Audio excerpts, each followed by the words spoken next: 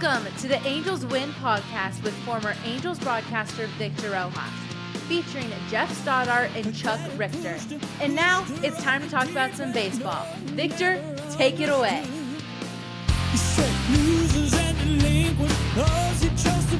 Always got to let the music play just a little bit longer. Let that music pad let it breathe like a fine frickin' wine. It is Memorial Day, and we are so happy to be back at it here. As you can tell, Chuck is wearing his Memorial Day weekend regalia, and Geoff Stoddart's in Denver looking very patriotic. At least I have a Navy shirt on. Gentlemen, how are you? Hello. It's good to be back. Good to be back. I missed you guys last week. I listened to the episode. It was fantastic.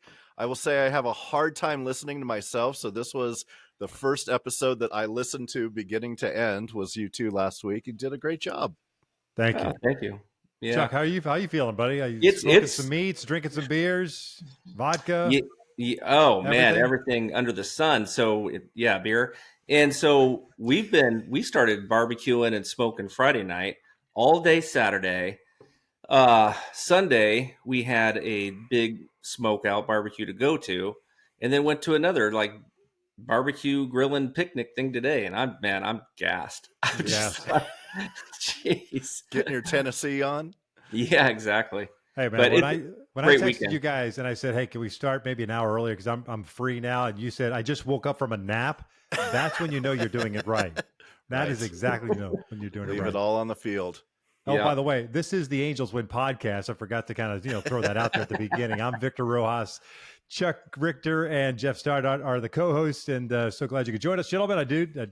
I'm in transit. We're moving, and so that's why this space looks a little bit different here. But we are still drinking. It's blue today, Americana. I've been gone with red. I do have today. I'm going with a concoction of Western Sun vodka and the purple Monster, the sugar-free Monster drink. So a little energy, a little thump. So cheers, gentlemen. Nice. Cheers to America. Cheers. Chuck, right. That looks like bourbon.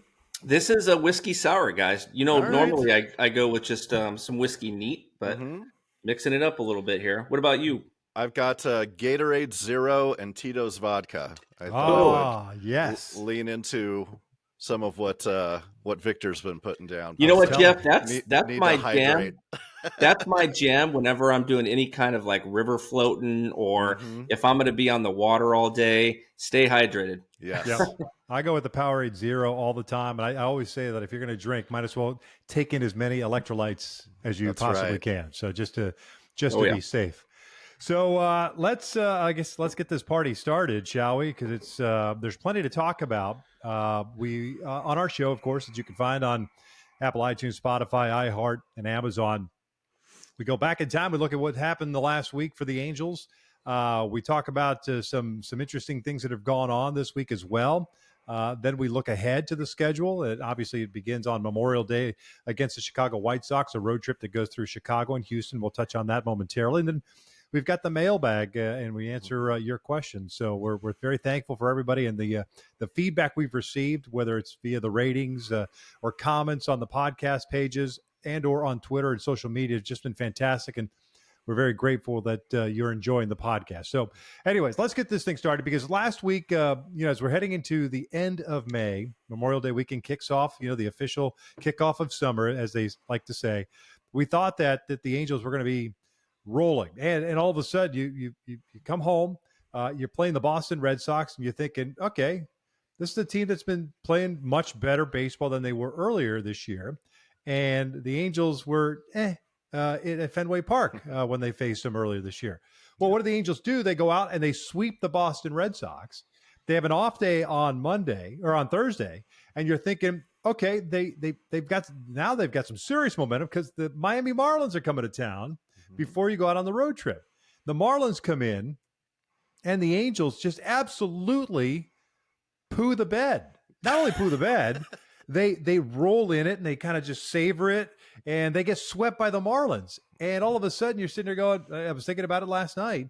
I'm thinking, well, they kind of are what they are. That's which is unfortunate. We've been saying that for 2 months now. When is this team going to show up? And really, who are these guys? And it doesn't help that Taylor Ward continues to struggle. Mike Trout's continues to struggle. Shohei's not the same guy on the mound that he was last year. And offensively, all of a sudden, this little, I guess, couple of weeks hasn't been, super great for him. And so that puts the pressure on everybody else in the lineup. Thankfully, Mickey Moniak is doing a great job out in left field and offensively, aside from the miscommunication in left center field with Mike Trout and the drop ball that led to a loss, obviously, on Saturday night. But you guys, I'm probably as frustrated as anybody. And you keep holding out hope. Well, this team is going to get better. It's going to get better. At some point, you better get better because now you only have one team behind you. That team is the Oakland Athletics. And Seattle is starting to pick it up. We touched on that, I think, last episode, on episode 5, this being number 6, that Seattle is eventually going to get better. I mean, they were a pretty good team last year. Yeah. Everyone else is starting to get better, and the Angels are still kind of just, I don't know, kind of holding the line, which is not a good thing. Yeah. Yeah, I'll say, you went into that series, and let's face it, those first 2 games of against the Marlins were winnable games. I mean, Sunday all 3 games should have been. Yeah. And honestly, I mean, when you lose 2-0, I mean, that's within striking range, right? Mm-hmm. So it's really frustrating. Now, granted, we did face 3 really good pitchers, but again, we had a chance Friday and Saturday night. I mean, that just blows my mind, but I digress. I think that we talked about this last week, Victor, like this team is good, but they're just not for some reason, man. It's just like there's on paper. On correct. paper, they're good. Yeah. But I mean, here's the problem. I mean, people don't want to hear this, but Shohei Ohtani and Mike Trout just did not deliver. Yep. I mean, this weekend. And even in some parts against the Red Sox when we swept, the other guys contributed, stepped up to help win those games. And so it's frustrating because we're counting on those guys. Those guys, the middle of our order, there are studs that the Angels need to come through. And so, I don't know. It's this weekend was just it was nuts. Thankfully, as what we were talking about earlier, it was a busy, fun weekend out smoking meat and grilling and drinking beer. So I didn't worry about shit. So Were this a meat smoking podcast and weekend getaway series, this would be a wonderful weekend with good stuff to talk about. But correct. they just feel flat. And Victor, I remember early on in episode, I don't know if it was 1 or 2, you mentioning that you had talked to Gooby about the team being a 500 team, and he said something to the effect of, yeah, but they could be 10-3, and you said, but they're not. And I think that that's where we find ourselves right now, is that they're a team that appears to just not have a fire. They don't have passion. They have flashes that we see where it's like, wow, if we can bottle this is a team that can, do some damage. But the inconsistency it continues to be troubling, and a bit of an old saying that it's getting a little late to still be early. I mean, we're just going into June, but at what point do we look at this and think this is something that they can come out of, or is this really just who they are? Yeah, and I think that's the scary part, right? Because everyone keeps believing and wanting to believe that this is an 86 to 88 win team. And again, while that may be the case on paper, it certainly doesn't help things that you continue to play as inconsistently as this franchise continues to play against teams that they should be beating. I mean, we've ad nauseum gone through the whole, this is their winning record against teams under 500, and this is their losing record against teams over 500. I don't look at the Marlins and sit there and go, oh my God, this is a team that's destined for great things. Yeah, they got some nice arms, but I mean, they're the Marlins right now. Right. And those are teams that you should be beating, regardless of the record, just because of what you have talent-wise on that roster. Now, Does it help that Anthony Rendon is still down? No. Does it help that Matt Moore just went down with a grade 2, apparently, oblique strain? And somehow, I'll get into that in just a second about making the announcement after the game on Saturday night. But hold on, I'll just stand by on that one. When you start looking and dissecting this club, you're looking for the silver lining. Like, all right, where's the hope? Because defensively, they're still just not very good. They're just not. And that's not something that you just write there. You don't flip a switch and all of a sudden you're good defensively. You are what you are. I mean, at the end of the day, if you're getting exposed defensively, both physical and mental mistakes, it's because you are who you are. That's the personnel that you have. I don't think that Phil Nevin, or if it's coming from above, as far as lineup suggestions and positions, I don't think that's rolling into it because you're not really playing Gio or Urshela in right field, or Louis. You have played Rengifo in the outfield a little bit, but those have just been like little spot things where you've needed to plug a hole or whatever the case, just to take care of something. That hasn't been a consistent thing. Everybody is kind of playing where they should be playing or where you think they would be playing, both in the outfield and the infield. Matt Theis is a different, conversation. We've had that a couple of times just because they made him a non-catcher. Now they want him to make him a catcher again. Mm-hmm. So that being said, everyone is playing their positions that they thought they should be playing. And if those mistakes continue to happen, well, then that's on the personnel and the coaching staff, really. Because if you continue to sit here and hope, the defense is going to get better and they're going to make better decisions, well, that to me is part of the staff. That's the staff making sure that these guys are correcting the mistakes that they are making. And I'm not saying that they don't put in the extra time or anything like that. I know how hard these guys work. I know how many hours they spend at the ballpark. Most of those guys are there from 1 o'clock in the afternoon and they don't even play till 7.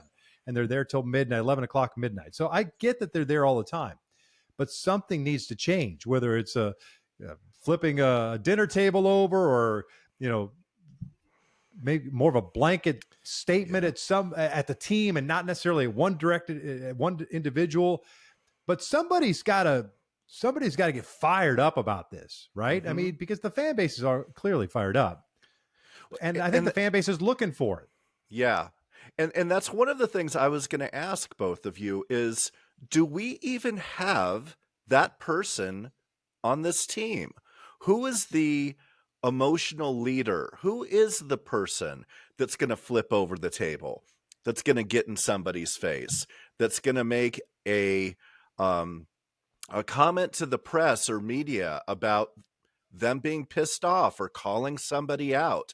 Do we even have that on the team? Is there that fire that someone's going to come in with a chip on their shoulders and say, get on my back, let's go, wake up? Yeah. Well, it should be Mike. It should, because it's usually, it has to be a position player who's playing every single day, has been there for a while, and has the attention of the entire room. So if you look at that roster, it's really Mike. Right. I can't think of anybody else. Cole Calhoun, maybe when he was there, would have been that type of guy. Torrey Hunter. Albert, to a certain extent, was a little bit of that guy. But Mike is that. Mike should be that guy. That it's not his personality, though. It never has been his personality. Never has. Yeah. He's one of those guys that leads by example. Mm-hmm. So if that's the case, and you don't necessarily have that guy on the roster, I don't think Anthony Rendon's that guy. Maybe he is, but and the first year he was there, it was COVID, so it's like we didn't get a chance to interact, and I haven't been there since. So maybe he is in a quiet way.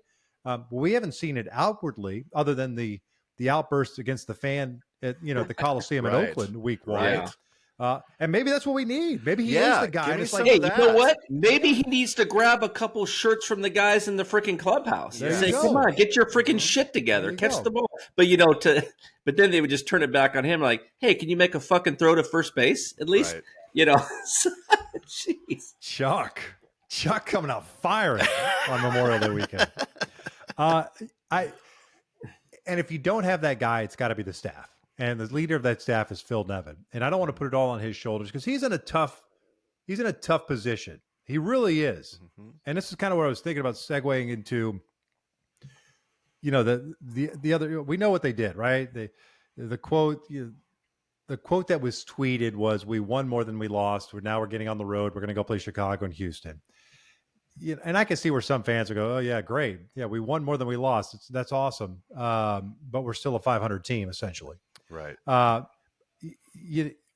don't, whatever. That is what it is. And he's just kind of making a blanket statement, a factual statement, but it was very benign, right? But Phil's situation is unique because you had a team that was exploring a sale, went through the process for months. You essentially, aside from signing guys and spending the money because the owner at the time was telling you, you've got to go ahead to do it. Don't worry about what any, potential new owner might think or otherwise. I'm still the guy. You have permission to go spend money, Perry. And Perry did what he did as far as building the roster. But in the manager's spot, you have an interim manager that took over a team that was colossally bad from mid-May on through the end of the year, a lot of injuries, was given a 1-year deal because you didn't know if ownership was going to change, right? You didn't know if he had the autonomy to say, that's my guy. I'm giving him a 3-year deal. I'm going in the bunker with Phil Nevin. And I'm talking as Perry, right? Yeah. So that puts the manager, any manager, it could be Phil Nevin, it could be Joe Girardi, it doesn't matter. It puts them in a weird spot because you've got to play the game, not on the field. I'm talking about the political game, right? You got to appease the bosses upstairs. You want to put your own stamp on things. And you want to tread lightly because ultimately you want to keep the job. You want to be the manager going forward. And so there's this balancing act. But at some point, and I've told this to my kids a number of times, if you feel like you are going to get blown out or you feel like you're caught between this is what I really feel I should do versus I'm only doing this because, of management or whatever the case may be. Listen, I've always told them, do things the way you think they should be done. Take everything into consideration, heed the advice, but ultimately, if you're going to get blown out doing it your way so that you have zero regrets. So if Phil Nevin got fired, whether it's next month, at the offseason, whatever the case may be, not fired, but I guess not renewed, right? Because he's on a 1-year deal anyway. At least he could say, I went out, I did everything I could, and I did it on my terms, as opposed to having to kiss ass or tread lightly in the clubhouse or, hey man, it is what it is. They're all big boys. And they're all making big money. As a manager, you should have the authority and the autonomy to say, this is what we need, and it better get cleaned up or we're going to start making some roster changes. And you hope you've got the backing of upstairs. And if he was brought back as on a 1-year deal by Perry, he should have that backing. Because otherwise, why would you have brought him back? And that's what I have to say on the Phil thing. And going back to that comment about the Matt Moore situation, why make the comment? Everybody's speculating on Saturday night. Why isn't Matt Moore in the game? Why isn't Matt Moore in the game? Why isn't Matt Moore? He should be pitching. Well, it turns out he's got a grade 2 oblique strain. That's going to keep him out a significant amount of time, right? Yeah. Then why not just tell everybody? What's everybody so worried about that the Marlins are going to sit there and take that information and go, holy shit, we're going to play this game a lot different today because Matt Moore is unavailable. No. Make the move to get a reliever up sooner if you knew what the situation was going to be. If as soon as he got hurt, whenever it was, you should have had, if it was Ben Joyce, it ultimately was, he should have been on a plane on his way to Southern California and just get that out there because it puts Nevin in the situation and I know I'm talking a lot, I apologize. It puts Nevin in this situation of having to answer these questions or having fans and media speculate, why isn't Phil Nevin putting Matt Moore? This was a horribly managed game by Phil Nevin because Matt Moore wasn't available. And then, oh, by the way, in the post-game press conference, Matt Moore wasn't available because he was hurt. That's why I think, why don't you get ahead of that stuff so that you don't get second guessed? Not that you give a shit, but don't get second guessed or triple guessed on certain moves because you are playing with a short staff in any one particular game. Yeah, and I think what happened was during the warm-ups, pregame warm-ups, I think that's when he felt something. And I'm talking big picture, just in general. Right. That there just happened to be the example on Saturday. But I agree with you. And fans were reactionary. And even from our Angels Win account, we were like, what the hell? I mean, usually it should have been Davinsky in the 7th, Moore in the 8th, and Estevez in the 9th. I mean, that's what's been working for this club. And everybody's like, why are you putting in Silseth? I mean, he's good, but he's young, right? And so anyway, I mean, I don't know. I think that hey, listen, even though we're Angels Win, we're still fans at heart. We're going to throw that shit out there and call it as we see it. Right. We didn't know all the facts, to Victor's point. Yeah. So we're going to call it like, what the hell are you doing, Nevin? And so anyway, but to your point, Victor, like, why not just say, how is this an advantage to Marlins if you announce that Matt Moore's not available? Right. I mean, they got the same. I mean, I don't know. This isn't like football, right? So anyway, I don't get that. Jeff? Yeah, nothing more to add. I think you guys nailed it. But I will say this. I could come in over the top and just say mega dittos. It's no, but it's head scratching.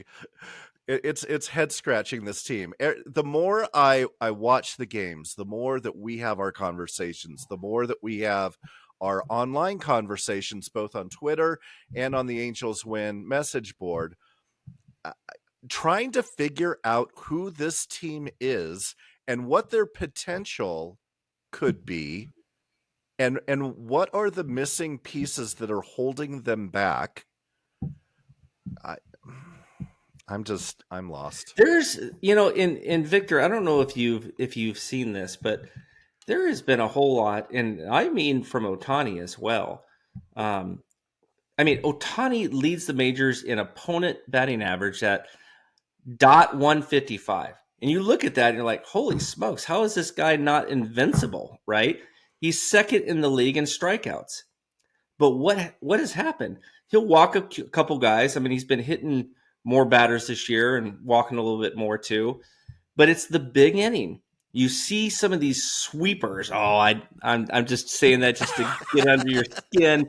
Anyway, you see these things floating right in the freaking strike zone when he's ahead 0-2. He's like, well, I got to throw the sweeper, and then next thing you know, that's just a freaking, I mean, it's like on a platter. Yeah. And as a hitter, you're just looking to make contact, and this thing's just like sweeping right into the strike zone, right in their wheelhouse, and it's gone. And so that's why I think you're seeing a bloated ERA from Ohtani, in some bad. I mean, this last outing wasn't that bad. I mean, 10 strikeouts. Give me a break. He gave up one earned run. That's not too shabby. No. But prior to that, you've been seeing a lot of that. Yeah, it's been again. Detmers is getting killed by the 0-2 ahead 0-2. I mean, so I don't get it. Yeah, the whole finish off hitters. Yeah. And I think we're seeing more of a trend back to the way things used to be from a pitching perspective, where you get ahead, stay ahead, that mentality of 0-2, finish them. Whereas, you go back the last 7-8 years, the whole advent of spin rate and exit velo and all that stuff is, I got to throw everything as hard as possible. And all of a sudden, because of that, you lose some of your command and or you start nibbling, and that 0-2 becomes 3-2. It just seemed like every batter was 0-2 to 3-2, throw as many pitches as possible. And that's why guys don't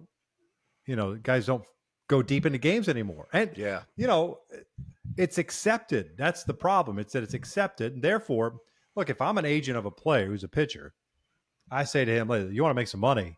Hey, man, just empty the tank. Don't worry about working deep into games. Don't worry about it. Just if you get to the 5th inning, awesome. You get to the 6th, that's icing on the cake, and I can monetize that. And that's what you see. You see guys, I think you're starting to see a correction. Pitchability, right? You see a strike zone. You've got the 4 quadrants of the strike zone. Being able to work all 4 quadrants, throw any pitch you can or any pitch you have, in any count possible. That's pitchability. That's a guy that feels comfortable throwing any pitch in any situation, regardless. And I think I would like to believe that we're kind of getting back to that. So hopefully, yeah. And I think I touched on it last week with you, Chuck, and if not, it was the week before, about Shohei really living off that fastball. That fastball is so freaking good. Yeah. That my sense in watching the games, I haven't looked up the numbers. My sense in watching the games that he's really, really off speed or breaking ball happy. Yeah. And they're great pitches. Don't get me wrong. But he's got an electric fastball. I mean, if he was living 92 to 95 and he's really sitting at 92, 93, I get it. But he's like 97 to 99 and living there. Yeah. And guys are guessing. And so I hope he gets back to that more of a mentality of, here it is. If I'm going to get beat or if I'm going to give up base runners, I'm going to do it with my best stuff. And Victor, I've seen a lot of 0-2, again, sweepers just right down the plate. And even with Detmers, throwing some sliders and hanging curveballs, 0-2. Detmers throws 95, 96, 97 miles per hour. Ohtani hits almost triple digits. Mm-hmm. They're thinking that a breaking ball is coming 0-2. Yeah. Most hitters are, right? They're geared for it. You throw them a freaking mid-90s to upper 90s fastball 0-2, they're not hitting it. I'm sorry. Right. Most hitters will tell you what they can and can't hit. And again, it kind of goes back to that whole conversation we had a couple of weeks ago about the analytics, right? That, okay, this guy may be, a good breaking ball hitter or a good fastball hitter, whatever the case may be. But then you see some of the swings on your fastballs that day that he's late on. Go ahead and go back to that fastball. If he's late on the fastball, I don't care how good of a fastball hitter he is. Mm-hmm. Obviously, he's not seeing it well that day, or he's not picking it up that well, or whatever. Or you have that little extra life on it as a pitcher. I think you have to go with that, as opposed to like, okay, what does the book say, or what does the scouting report say? No, what he's telling you, what he can and can't do in that particular moment. Yeah. And oftentimes too, you get the old 0-2, well, let's set him up. No, he is set up. He himself set himself up to an 0-2 count. So why screw around with a pitch that's nowhere near the strike zone? The whole 4 or 5 years ago, that fastball that's nowhere near strike up above the strike zone, to throw a breaking ball that all of a sudden misses down. And all of a sudden, now you're 2-2. As a hitter, you're like, that's a reprieve at 2-2. Right. I was down 2.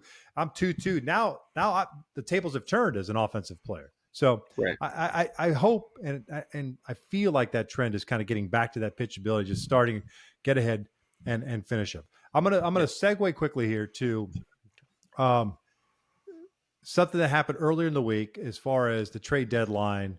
And I just want to touch on it quickly, and I don't want to dwell on it because it's really not worth, magnifying it, because look, the old adage is opinions are like assholes, right? Everyone has one. And they all stink. That too. I like that.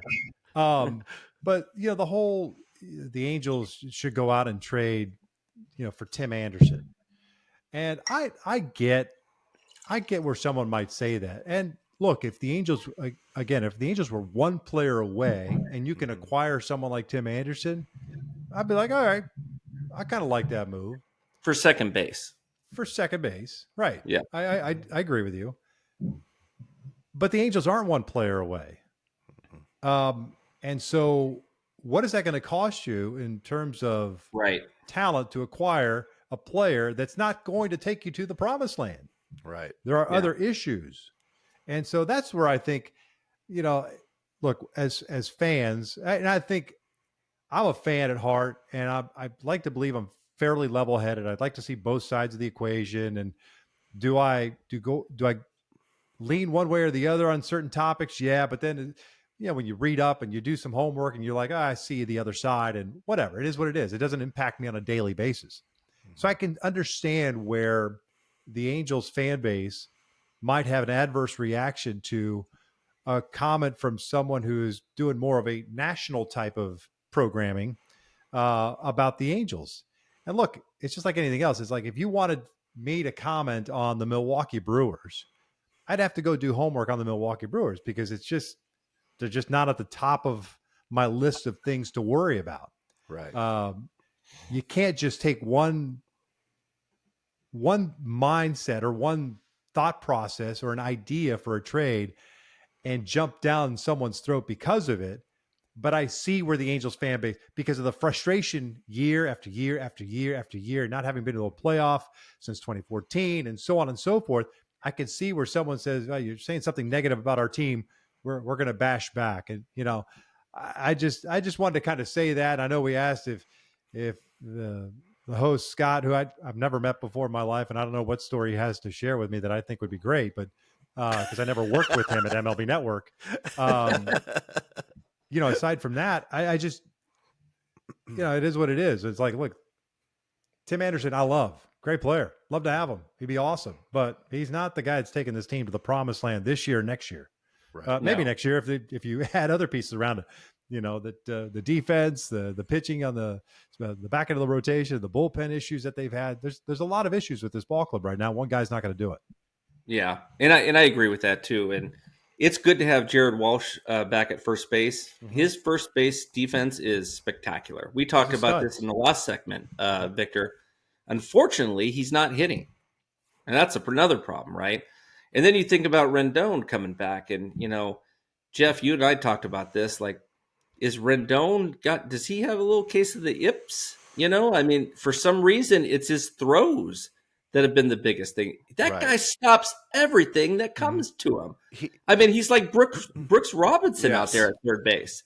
But it's the throws across the diamond or, to second base for whatever reason and just sail on him. His glove is jaw-droppingly good. Mm-hmm. Watching him play third base is such a treat. He makes stops over there that, we haven't seen on this team in, I don't know, maybe forever. It's smooth. Yes. Very smooth and effortless. Yeah. But yes, Chuck, to your point, it seems like when he gets to throwing, it's like, oh boy, here we go. I do it every time, Jeff. How often are those throws the ones that sail on them and the errors are the ones where he's just flipping it from the sidearm? Right. Just kind of as opposed to the traditional over the top, or 3/4 arm angle. It's kind of like that. I got it. Right. I just flip it over there. Those are hard to control. They really are. And look, I'm not going to pretend to know what it's like to play third base at the major league level. And he's earned the right to play the game however he sees fit. Obviously, he's made a lot of money doing it. But it seems like when you watch the games and you see the errors, that's usually where the errors come from. Right. Yeah, I agree. Yeah, and I don't know. I haven't seen him play defense enough back with the Nationals to know if he was an overhand thrower before, and he just switched to that sidearm. But I think, correct me if I'm wrong, Victor. Didn't he come up as a second baseman? I believe so. And then he switched. Yeah. So but it's like anything else, right? It's like we all feel it. Age does something to the body. And with all of the injuries that he does, and maybe he has been, the old submarine or sidearm thing, the bulk of his career. But with each passing day, the more mileage you have on that body, your body is limited as to what it can do. Your mind tells you, you could do it. And then your body and the after effects tell you otherwise, right? At some point, you gotta make adjustments to that. Hitters, when the timing is off. From an age perspective, everyone has it. Everyone does it. You start slowing down a little bit. Your hands, your reaction time, everything starts to slow down, and that's just nature. And so, you wonder if that time, age-wise, and the number of injuries that he's had, maybe play a role into his inconsistency in his throws based on what, even if he was doing it the exact same way 5 years ago with the Nats, how that may have impacted him going forward and will continue to impact him. Everybody, Mike in center field, anybody who just plays the game long enough, catchers, the pop time for catchers, it just starts to go down. It's the nature of the beast, unfortunately. Yeah. Let me ask you, Victor, real quick before we move on to the next segment. Yep. Do you think the defensive woes of the Angels is fixable? They have allowed 31 unearned runs. That's hard to do at the major league level, Chuck. It really is hard to do at the major league level. I think you need to hold guys accountable, and I'm sure they're working on all those things. But at the end of the day, once the game starts, man, you could put all the work you want in, but at the end of the day, you've got to execute. And maybe it does. Maybe a switch gets flipped, and they go on this run of an errorless streak, and it's very possible. Baseball is very funny that way, whether it's from an errors perspective, from a hitting perspective. You could be in the worst slump in the world and hit rockets at everybody. And all it takes is a broken bat flare to get you out of a slump. That's kind of how this stuff works. But, it needs to happen. It needs to happen very quickly. It's a combination of things, right? Because it almost goes hand in hand with what's happening on the mound. Because when guys are scuffling from a pitching perspective, the defense, or as a defensive player, I've sit here going, I got to do everything I can to help the situation.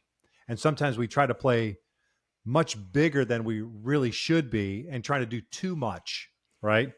And the flip side is, well, I got a guy who's dealing and Shohei's on the mound. I can relax. I'm always alert and everything, but it's like that adrenaline or that keyed upness, if you will, from a defensive standpoint is like, it's a little more relaxed because Shohei's going to take care of business. And all of a sudden, boom, the ball's on you. So it's like this. It's like the weird dynamic, but I think it goes hand in hand with what's going on the mound. At least that's my 2 cents on it. So 34 errors to this point of the season is a bit high. It's very high. I think we've been saying that since show number 1. Right. To be honest with you. So, Hey, let's shift our focus. And Geoff, by the way, and Chuck, correct me if I'm wrong, that is by far Geoff Stoddart's best segment to date. I think he said right and yes and ditto. Sometimes knowing when to shut the hell up is I'm not one of those people that needs to prove my value by Geoff, I love you, man. By inserting things that have already been said. So, I wanted to give you props. This is me. I appreciate it. This is for all the listeners. This is why the show was able to go on last week with just the 2 of them. I'm just here for eye candy. Eye candy. Oh, nice. Nobody looks as good Geoff, as Geoff without makeup. Right. And no one needs it more. My Italian side of the family, which I pretty much grew up with, they just can't stop talking. So I'm just used to it, man. It's just like, let's go. It's time to interject. Yeah.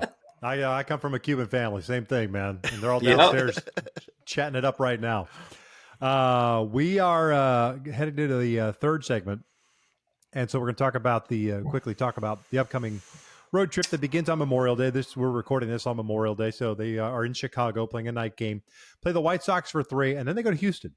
And Houston is certainly as we expected, as they get better and better, back to more full strength. They are swinging the bats. They're starting to pitch very well.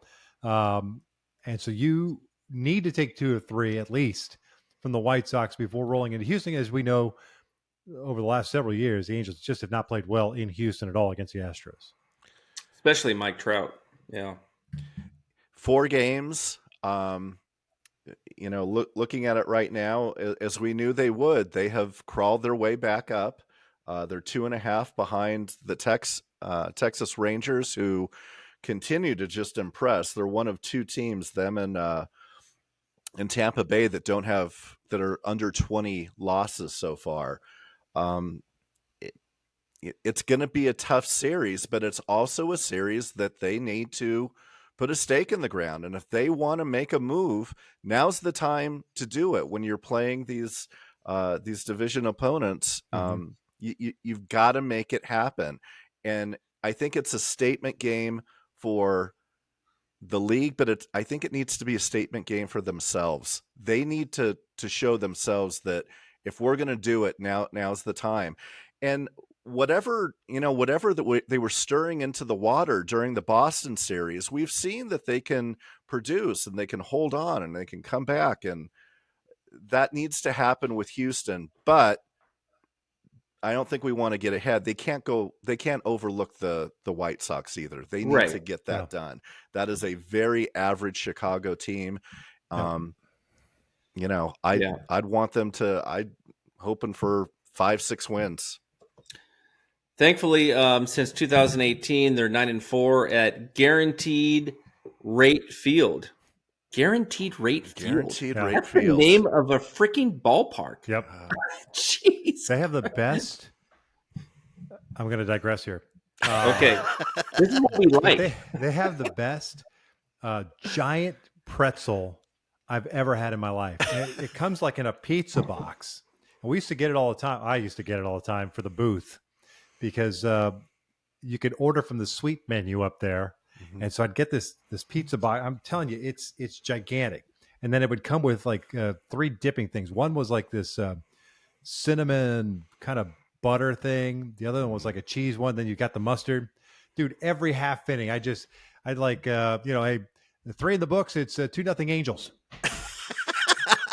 Nom, nom, nom, nom, nom, nom. I'm just sucking it down. I'm drinking water. They're so good. So good. Sorry. But yeah, Guaranteed Rate Field. It's an interesting place to play, but they have played well. That's a ballpark that feels very small when you go to it. Oh, really? Okay. Yeah, it was just at Globe Life, this past week for the Big 12 championship. That ballpark, when you look at it, especially from high above, the outfield looks giant. It's huge. You could almost that field makes you feel as if you could just take Guaranteed Rate Field, just plop it inside of it. Exactly. The field. That's how small it feels when you're there. So, but you're right. They should take care of business there, absolutely. And try. We keep talking about momentum. I'm not even talking about it anymore. I mean, what's the point of talking about momentum? Just you need to have a 2 weeks of series win. I don't care about the winning 10 in a row. Series win, just 3, 4, 5 series wins in a row, so that you can kind of truly assess what you have and what you don't have as you get ready and get closer to the trade deadline. Right. And there'll be big decisions to be made. Yeah. Big decisions. Yeah, which is a great whether to acquire Tim Anderson or not. Being one of them. The piece. Yeah. The missing piece. Yeah. You're not going to get Tim Anderson for cheap. I don't care how awful he's been this year. No. You're not going to get him for cheap. No. He's I like him. He's a good player. And what are you going to give up? Right. Well, I mean, yeah. And honestly, I mean, isn't he a free agent next year or the year after? I think it's the year after. I think I'm not positive. I haven't looked it up, so I digress. Jeff, can you take a look at Baseball Reference? I don't have access to my computer. Please hold. Stand by. Jeff, while he's doing that, nice. Chuck, I should say. We're going to get to our mailbag here soon, right? Yeah, we are. Is that Jeff? We have to stand by for Jeff on that? That's me. Yeah, I can throw out a question, though, and then get back to researching contracts. So the first question comes from Ron in Long Beach. And Ron wants to know, are we about to see a trend with college players more rapidly promoted to the big leagues, or are the Angels just an exception to that rule? And I don't know that he's talking about specific college players, but, minor leaguers, coming up quick the way that we have after they've been drafted. Yeah. Right. With Neto and is it an angel centric question or so the question is, are we going to start seeing this in baseball in general, or is this something that is specifically unique to the Angels? I think it's very possible. I mean, you got to make sure that you've got the right guys that you could do that with, both from a maturity standpoint, from a talent perspective, and clearly, we touched on it before about Perry probably feeling that Zach Neto was pretty close and wouldn't need much, just the way he played the game and what he's capable of doing, and that's why he's there. Pitchers are a little bit easier because. Just because of stuff, right? The stuff plays. There's guys that are upper echelon guys that will play in the big leagues regardless, and you could see that, especially if they're playing at a Power 5 conference. It all boils down to what the philosophy is for each organization, the general manager, and what they feel is, and which I've always look. If a guy's ready, there's no magic numbers like the stupid 100 pitches for a pitcher, and then he should be done then. It's an arbitrary number. It's a completely arbitrary number. So, I hate it. And the same goes for how much time a player should spend at each level. Offensively, they should guys should get X amount of at-bats, especially guys that didn't play in a big conference, just so that they get a sense for how they're going to get pitched. And yeah, it's just a different animal. Pitching wise, you can get away with a little bit more. So I think it's all philosophical from an organization standpoint. And I like that if a guy's ready, that you bring him up. If you think he can help you right now, that's the whole point of the minor leagues, right? Right. Obviously, that guy is better than any of the other options you have, whether he was drafted last year or 2 years ago. Then bring him up. My only question with Ben Joyce was going from being a closer in college to being a reliever closer in the minor leagues, because in college, seldom are you pitching in a midweek game, and you're usually just pitching weekends. So you've got a lot of downtime and recovery time between outings. In the minor leagues, that's not the case, or in professional baseball, it's not the case, although they do a much better job of making sure managing, the outings and pitch counts and stuff like that. So that was my only, stuff wise, obviously he's there. Now, when he's erratic, he can be erratic. But what can he go 2 days in a row? Can he go possibly 3 days in a row, or will he be able to at some point? Those are the only questions. And clearly they feel like he's a guy that can contribute right now, and that's why he's in the big leagues. And he's got a regular baseball to throw this time. Yeah. Yeah. You assume that's a problem. You assume that's the issue that you're seeing at AA. Yeah. Well, no, he had some problems with control in spring training too. I mean, he was dominant, I think, his first 4 to 5 outings, and then he started getting a little wild. I mean, it's in his game. Yeah. Yeah. I mean, there was a thing that I saw. I don't know if you guys saw this on Locked On Prospects that says, "Oh my gosh, I don't know why the Angels would call up Ben Joyce because he's never pitched back-to-back games. How could this organization do this to themselves, knowing that he's never, ever pitched back-to-back games?" Let me tell you something. Ben Joyce, I've met him. I was there. I interviewed him last fall. This guy is built like a freaking triathlon. Yeah. I mean, he's ripped. If you're telling me he can't go back-to-back games, nobody can go back to get. Yeah, but I get it. Sorry to interrupt you, but I get it. But I think the concern is it's not so much of the physical nature of it, right? Because your arm responds. Everybody's arm responds differently. Look, not to throw myself in the middle of this conversation, but I tend to throw pretty good batting practice. That's something I could just, and I have always had. I never iced. I could throw every day. I was just gifted in that sense, right? The other day, I couldn't throw BP to my son if you paid me. And it was like the worst BP I'd ever thrown in my life. And I felt fine, but it's the minute I put a baseball in my hand and I tried to throw, it's like it was all, I had no control. It was awful. And it's just your body reacting. For me, it's because I'm 55 years old and it's just, I think I could still do things. But I think that's it's a legitimate thing. Like, sometimes you go through that dead arm period. You feel like you're throwing the ball hard, and it's like, blech, it looks like it stops midway. So the physical nature of it, while he looks at it, and he is a horse, there's no doubt about it. It's a different animal when you actually get asked to do it, and it's just kind of building that up. That's all it is, and that can happen very fast. Nevin could put him in today and tomorrow. He sits down for 3 games, and he's back on Friday or Saturday. He go back-to-back days then. You know what I'm saying? And it's just a buildup. The mindset. Clearly up here and physically he can handle it. It's just kind of getting him ramped up to do that and be able to handle it every series or every other series. They probably gave you those AA balls. I'm just saying. Blame it on that. It was a little tacky. See? All right. Cameron from Claremont, I think we just answered your Ben Joyce question as well. So we'll jump over to Scott from Palisadro, and he's got a question for Chuck. He says, Chuck, predict who will have the best career of these 3. Will it be Silseth, Bachman, or Joyce? So you are our minor league prospect expert. Who do you think of those 3 is going to have the best career? It's time now for the Richter Scale with an in-depth. All right, here we go. Here we go. He's back. That's actually a tough one. I'll be honest. A little early to. Wow, That is a tough one. I'm going to go with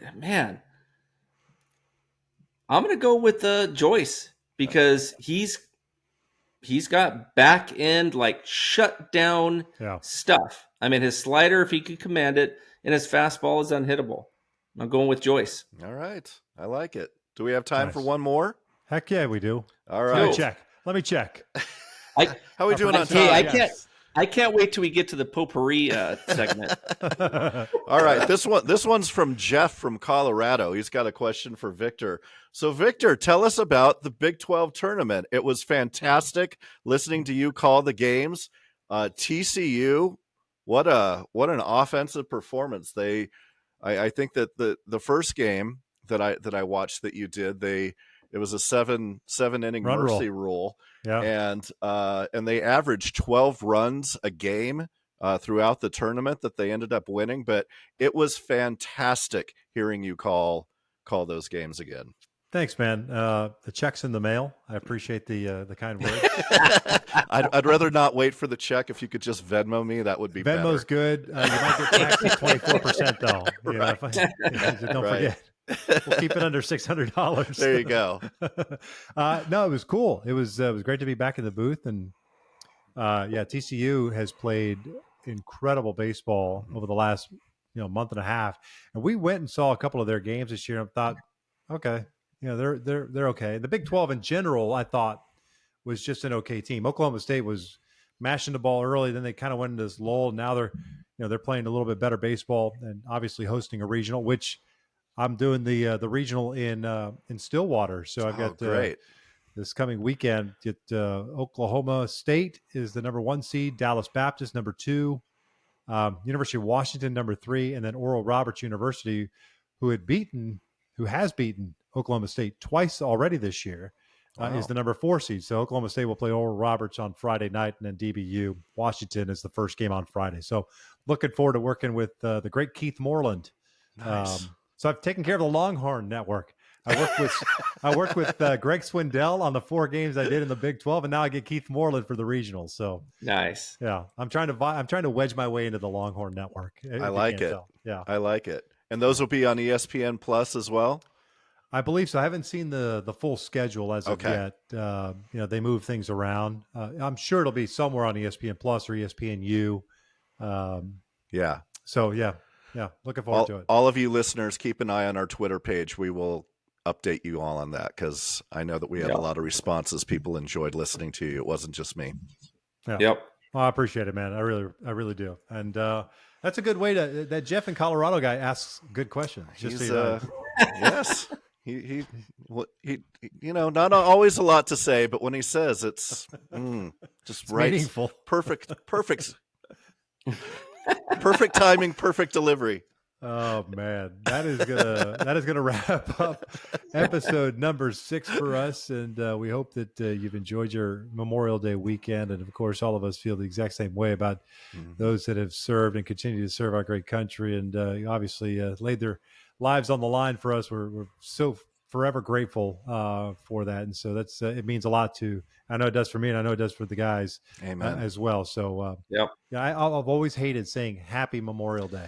It sounds odd, but it sounds very odd. So, but we're thinking of those who have served and continue to do so, and we're so forever grateful. So we appreciate you as a listener and watcher on YouTube of taking in the Angels Win podcast. For Geoff Stoddart and Chuck Richter, I'm Victor Rojas. Thanks for listening. Episode 7 will be next week, and hopefully I'll be in my new shindigs. If not, I'll be back in some closet in my brother's house. So for now, gentlemen, hasta la vista. Cheers, everyone. Oh, here we go. Cheers. Well done. There's still a couple hours left of the weekend. Thank you for listening to the Angels Win podcast with Victor Rojas, Chuck Richter, and Geoff Stoddart. Go Halos and drive home safely. Say